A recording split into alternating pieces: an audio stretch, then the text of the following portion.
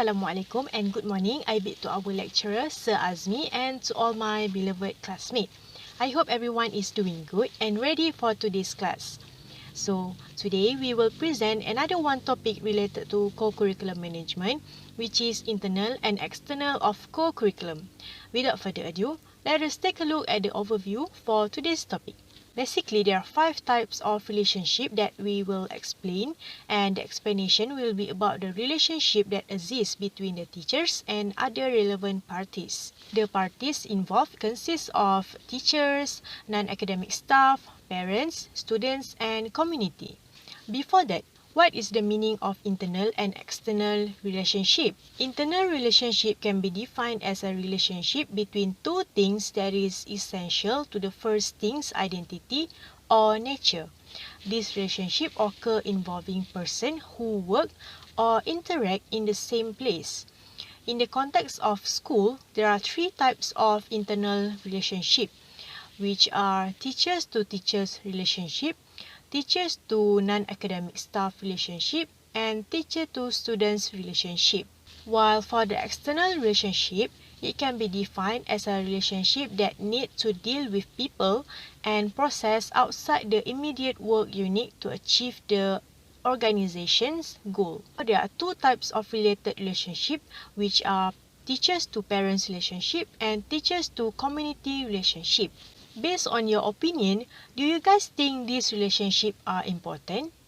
Because for me, it is important because it could affect the school management. I just want to relate a little bit about this topic with teacher professionalism. Teacher professionalism means the knowledge, skill and practice that teacher must have in order to be effective educators. According to Kramer 2003, there are 3 characteristics that should be demonstrated in the professional life of teachers. First one is being on time and dressing neatly, able to understand the learning theories, and able to communicate clearly with colleagues, parents, and students. So from here, it is clearly stated that teachers' relationship with other parties are crucial to be a good and dedicated teacher. Now, let's start with the first type of relationship, which is teacher to teachers relationship.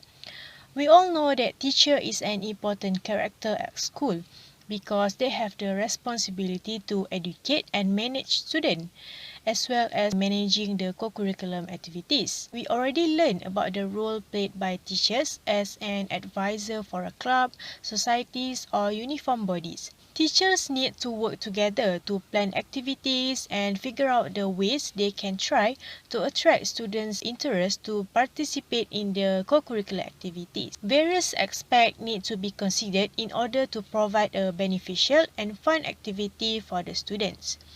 That is why we can assume that good relationship between teachers can affect the management of the clubs, societies, and also the uniform bodies. If teachers themselves are not able to work together, do you think they are able to control and manage the student? Let's move on to the advantages of good relationship among the teachers. I just want to highlight 3 advantages only. First, able to increase teachers' commitment and satisfaction when doing their job. Having a good working relationship will make someone feel more enjoyable. For example, if the teachers are comfortable with each other, for sure they will be more comfortable and have high confidence to voice out their opinions and also able to going along with the new ideas. That is why they could increase their commitment at work and having a satisfaction on their job. Second, able to promote the high level of cooperation and collaboration among the teachers. Good relationship with each other can make them more comfortable to work together. Everyone have an equal chance to cooperate and discuss to plan the interesting activities for students. Not only that, they also can find the best solution to solve problems that arise regarding to the students. Third, able to increase the level of innovation and creativity at workplace. If everyone is able to cooperate well and able to create a positive work environment, I'm confident that all teachers will dare to voice their respective view without thinking their idea will be judged. This is also the same as I explained earlier, where the teachers can communicate well with each other and exchange ideas to do a better activities for their students. For the last part, let's take a look at teachers' responsibility when managing co-curricular activities. The first responsibility is teacher need to set up a meeting to plan co-curricular activities. This meeting giving them the opportunity to have a discussion among each other. Before they have a co-curricular meeting with the student, they need to plan the activity first. This is the purpose of the meeting, where they can properly plan the activity for every week and also discuss on how to make improvement from the previous activities. During the meeting, they need to make sure the activity will avoid the students from getting bored. Besides, teachers need to set up budget for co-curricular activity per year. Usually at the early year, teachers will discuss the budget provided for their clubs or society. They need to count the costs allocated by the schools, parental contribution, and also the club fees. This budget is to ensure no money is wasted and should be enough to be used for all activities they plan. Not only that, every teacher in school must work together and take part in co-curricular activities. As the advisor of their clubs or society, they also need to participate in the activity carried out, not just sit at the back and observe the student. For me, if the teacher can do the activity together with the student will have a motivation to participate in the activities. Plus, it can improve the good relationship between teachers and students. I think that's all from me. Let's move on to the next presenter. Now moving on to the second type of relationship, which is teacher and non-academic staff relationship. Schools and teachers rely on the help and expertise of the non-academic staff, which is also known as support staff. So some of these staff work along with teachers and some work behind the scene to ensure that educational and co-curriculum setting can work effectively and efficiently. Non-academic staff play an important role during school hours. Among the general roles of non-academic staffs are as the administrative officers that handle admin works. Second one, ICT technicians that work on IT stuff such as the school website, softwares, and manage the computer lab. The third one is healthy and safety managers at the nurse office and during co-curriculum events. And last but not least, sometimes they also are the coaches to uniform bodies, sports, and also clubs. The relationship with teacher and non-academic staff can be categorized as internal relationship. Do you know what is internal relationship? Internal relationship can be defined as a relationship between two things that is essential to the first thing's identity or nature. In simpler words, it is the relationship between the people we work throughout our organization. So since teachers and non-academic staff are in one organization, they are considered to have internal relationship. Among the characteristics of internal relationship between teachers and non-academic staff are having positive interaction and respect each other. So these two traits are essential in maintaining good internal relationship, as both of them will need to work together frequently and they need to set a good example to students by interacting positively. Next, internal relationship can be identified by having frequent interaction between both parties and the relationship is short distance. Since both teachers and non-academic staff work at school, they will definitely have frequent interaction regarding academic and co-curriculum issues in a distance of just a stone throw away. Now, let's take a look on the benefits of internal relationship between teacher and non-academic staff. The first benefit is it improves teamwork and collaboration. So when teachers and non-academic staff know each other well, they are much likely to work well together. They will also respect each other and more willing to collaborate for the betterment of any works. Next, internal relationship can improve employee morale. Since teachers and non-academic staff spend a long time in each other's presence, the development of good relationship between them can improve employee morale. They will become friendly with each other and making the working environment more fun. Lastly, internal relationship can help to improve employee productivity. All the benefits mentioned before could help to create a positive environment, and networking thus will lead to increase of work productivity. This is because a happy and well-adjusted workforce managed to be established. Everything comes in parts. As we talk about the benefits of internal relationship at school, there are also disadvantages of this internal relationship, which is conflict. Conflict can always occur anywhere and anytime. Since both teachers and non-academic staff work at school, it is important to maintain professionalism during working hours and resolve the issues. Now, I will pass on to the next presenter for the next type of relationship. That's all from me. Thank you. Hi, Assalamualaikum. My name is Nur Irsyada binti Shamsudin, and for now I am going to elaborate for teacher and parents point. Before we go further, we need to know what does it mean by parent. Okay, the term parent refers to the adults who are responsible for the care of a child in their custody. These may include biological parents, step-parents, adoptive parents, and legal guardian. Teachers-parent relationship. In today's educational field, it is important for parents and teacher work together to better the educational experience of the child. Parent involvement is encouraged. The manner in which school communicate and interact with parents affect the extent and quality of parent involvement with their children's learning. In any case, all parents are expected to work in conjunction with the school to help build a learning community. But for teachers' parent, it is internal or external factor? The answer is parent act as external factor. Schools are nested within their external environment, which includes parent. The external relationship between teachers and parent environment can contribute to successful student outcomes. But is it parent-teacher factor can give benefit to student? The answer is yes.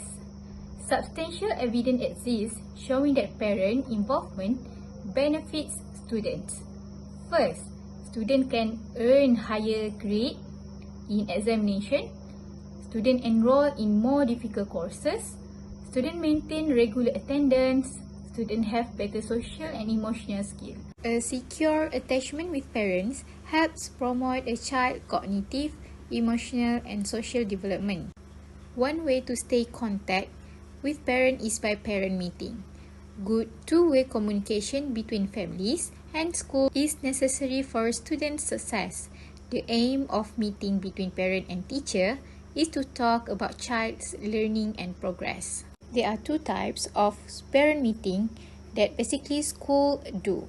The first one is there is a school that manage mid-year school report sent to home. The other way, they invite parent to school or by online using a parent-teacher interview website. To make it more effective, students need to attend this meeting as well. These meetings are often called as three-way conference. Everything has its own strategies. Same goes to communication. Personal contact, most effective form of communication and may be among the most familiar. However, the establishment of effective teacher-parent communication has grown more complex as society has changed. This is how school can support parental involvement by using two media. The first one is phone. We can use many ways to contact parents, such as call by using WhatsApp, Telegram, and the second one is by email. Here I list some benefits by using WhatsApp group for parents. The first one, parent frequent update on how children are performing in school and important information from the teacher. The second one, easily to understand because it allows interaction between members. And the third one, parents can also share suggestions or motivate each other. Last but not least, trust each other. Trust and respect are essential to a positive parent-teacher relationship. Here I list some ways to build trust among teacher and parent. The first one, remember teacher or parent name. It means like teacher remember parent name, and parent remember teacher name. It's quite easy for parent to remember teacher's name, but it might be some difficult to teacher to remember parent name because teacher have a lot of student, right? But teacher can try your best. Second one, parent can buy a gift as a thank you for teacher's hard work and give during Teacher's Day. The third one is share success, not just problem. Basically, we hear that teacher will report to parent if their children do some bad, but not more teacher report or share the successfulness of their children to parent. So by sharing success, not just problem, can engage and build trust each other between parent and teacher. Hi, Assalamualaikum. So next I will continue the presentation by explaining for the part of teacher-students relationship. Okay, so research shows that a category of teacher skills called personal competencies has a powerful impact on teacher effectiveness. Okay, the foremost of this competency is the teacher-students relationship. Evidence finds that teachers who create a positive relationship have a large effect on increased students' achievement. Okay, this is because teachers foster positive bonds with students by creating a constructive classroom climate, okay, treating students with respect, having high expectation for all students, and maximizing success for each student.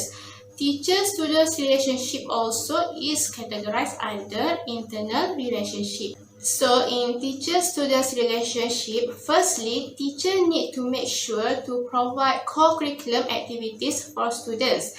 This is very important in order to enhance students' participation in co-curriculum activities. There are examples of co-curriculum activities that can be done by teachers and students in schools, such as sports, organization of awareness program, celebration of days, participation and management of students' clubs, sports and uniform bodies, and also camping. Okay, teachers also play an important role in organizing co-curriculum activities. Okay, teachers should be a leader, a planner, innovator, organizer, manager, advisor, motivator, record keeper, decision maker, communicator, and also coordinator. Therefore, when teachers doing their role in a perfect way, okay, the curriculum activities which are planned to be done for students will have a high chance to become success. Next, teacher also should set up the curriculum schedule for students. Okay, schedule is an organizational tool used to have a clear overview of future events. It is a framework that let individuals see specific activities line up. Okay, in this framework, it shows the time allotment among several tasks and courses. So, what is the importance of schedule? Okay, firstly, it can ensure students an equal distribution of time among co-curriculum activities and classroom activities. Okay, the need and importance of co-curriculum schedule mainly revolve around time management. It allows the teachers to distribute or allocate students' time equally and fairly. By providing a schedule also can prevent students from wasting their times and efforts. As I mentioned, okay, the needs and importance of a co-curriculum schedule revolve around time management or being organized, right? So, since it shows the designated activities at a specific time, designated person will know exactly how to do a task. Okay, one's energy and effort can be used or directed in a task set for that time. This is especially helpful in doing co-curriculum activities. Okay, it can help teachers to prepare for the right kind of activities. This way, no efforts and other resources would go to waste. Okay, schedule also can create a smooth workflow. This is because by having a systematic schedule, it can ensure the negligence and duplication of efforts will be avoided. It lays out a clear sequences of things for all concerned parties to see. Also, it ensures that all necessary tasks will be carried out on time and by the right person in charge. And the last important of schedule is it can aid in formulating good habits. It aims to improve one's organized and punctuality.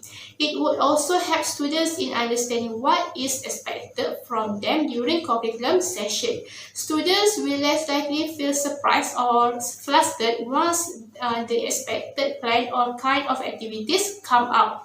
A schedule can help teachers or the school to set the expectation for students. And the last point in teacher-student relationship is teacher need to register the core curriculum of uniform, sports and society in school for students. Okay, this is because students in national schools have to take part in 3 co-curriculum activities from 3 different categories such as uniform unit, club or society, as well as sports and games. Okay, the Education Ministry of Schools Divisions has provided an approved list from each category and students must choose one each from the respective categories. Okay, senior assistant for curriculum activities have to ensure that all students are involved in the activities that they have chosen at the beginning of each year. Teachers also would be assigned to take charge of these activities.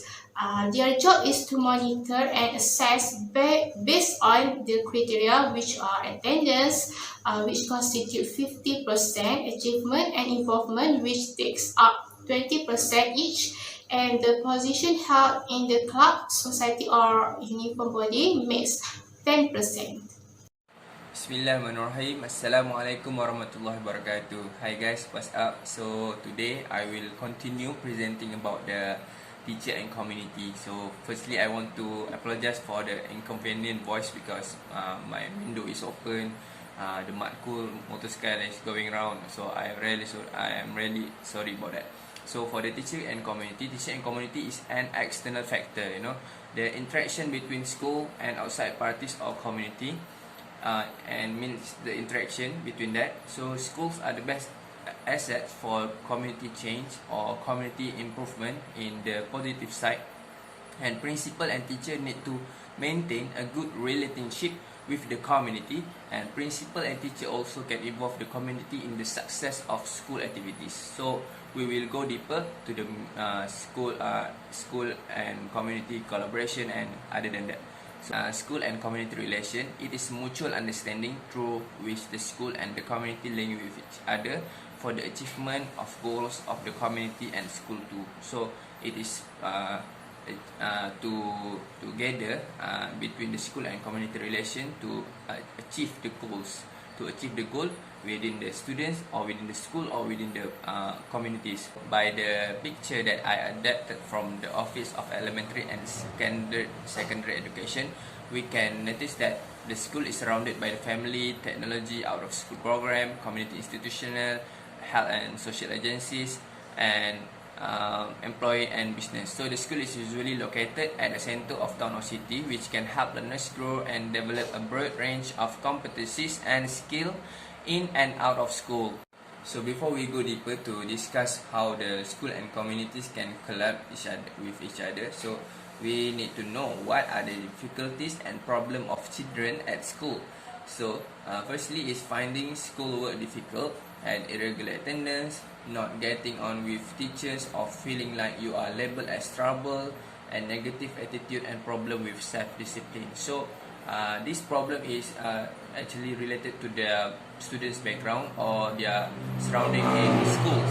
So for the solution, firstly is a friendly conversation between parents and teacher regarding the students' performance behavior. So it is good. So the teacher, the parent can know what is behavior of their kids in the school.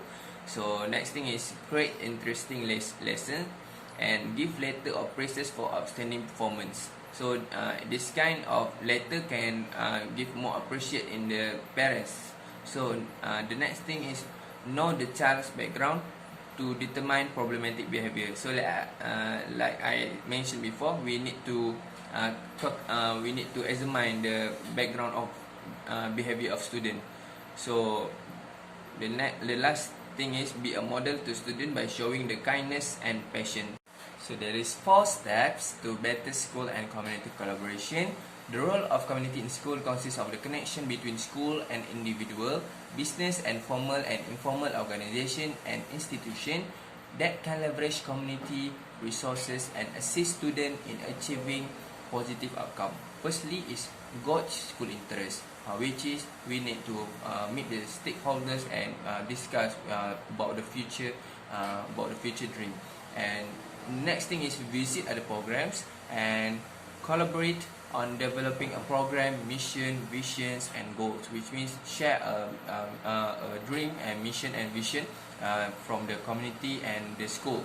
And the last thing is foster close relationship and regular communication. So what is the benefit of school and community partnership? School and community groups form partnership to serve a shared goals from helping students. Effective partnership achieve that goal by creating programs that expand a school presence in the community and giving students greatest access to resources of the classroom. So there's 2 sections, which is advantage for students, advantage for school.